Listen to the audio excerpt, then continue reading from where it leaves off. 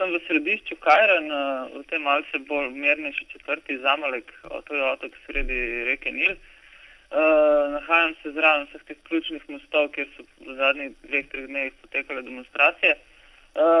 Današnja noč iz nedelje na ponedeljek je bila sorazmerno mirna, vsekakor je bilo mirnejše kot iz petka na soboto ali pa sobote na nedeljo. Ulice niso bile tako polne, kot so bile prejšnje dni.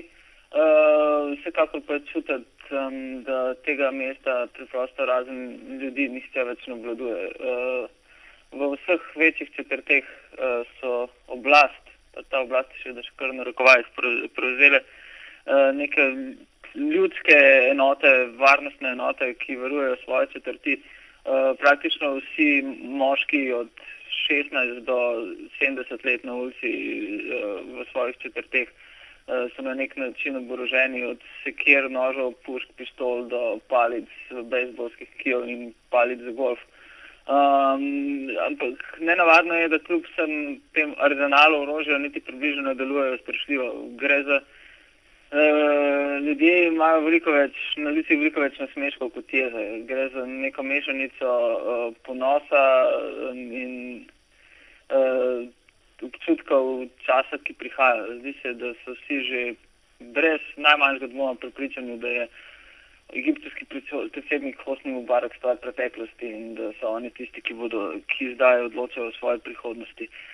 Kar je bilo nenavadno videti v včerajšnjih popoldanskih večernih in tudi urah in tudi ponoči je, kako tesno in prijateljsko sodelujejo z vojsko lokalni prebivalci. Ne samo v četrti Zamalek, tudi preko mostu proti downtownu Kaira.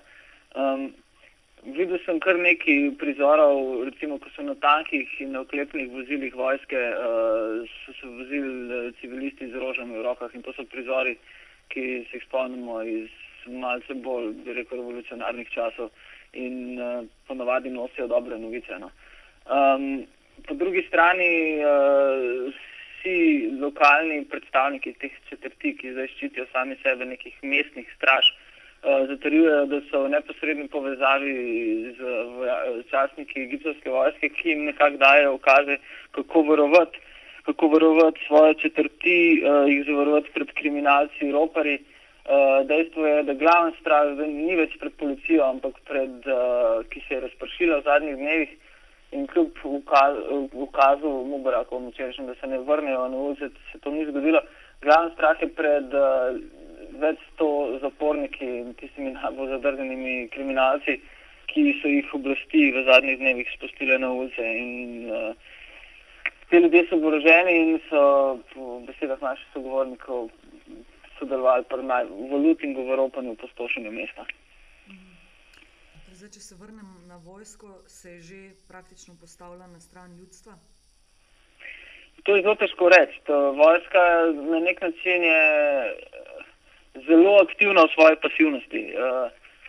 Ne gre ni neposredne konfrontacije z ljudskimi množicami. Komunikacija je zelo prijateljska, zelo, kako bi rekel, nežna glede na to, da so na eni in na drugi strani ljudje oboroženi.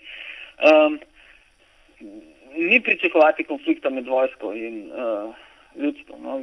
Konec koncev so tudi v vojski, podobno kot na drugi strani, večinoma res mladi fantje in kako izmed njih se med sabo pozna. No?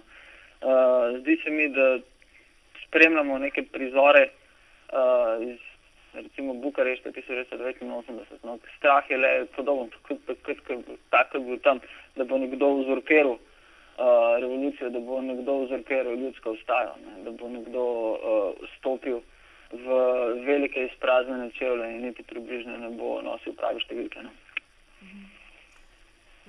Glede na vse, kar si videl, se ti zdi možno, da bi ugasnila ta vstaja, ali bo zdaj šla do konca? Nikakor. Zagonska moč te vstaje je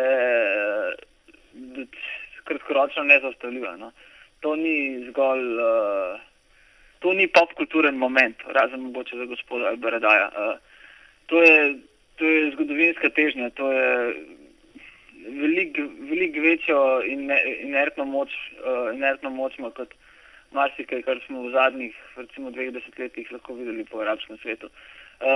Ko ljudje so se znebili strahu in to je ključno, drug za drugim zatrjujejo, da je bil ravno strah tisti, ki je povzročil apatijo in zdaj strahu ni več, ker ni strahu, ni apatija in ljudje so preprosto odločni, da bodo šli do konca. Vprašanje pa je, kako bo to seveda šlo naprej.